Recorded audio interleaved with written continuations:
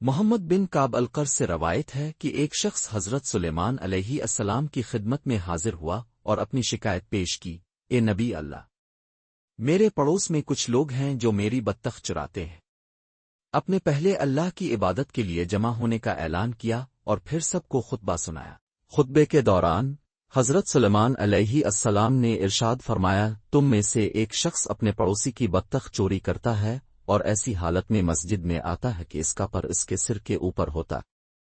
یہ سن کر چور نے فوراً اپنے سر پر ہاتھ رکھا، جس سے اس کا جرم ظاہر ہو گیا۔ یہ کہانی ہمیں دیانتداری کی اہمیت اور برائی کے اثرات سے آگاہ کرتی ہے۔ جھوٹ اور چوری نہ صرف انسان کو دنیا میں رسوا کرتے ہیں بلکہ اللہ کے سامنے بھی جواب دہ ہونا پڑتا ہے۔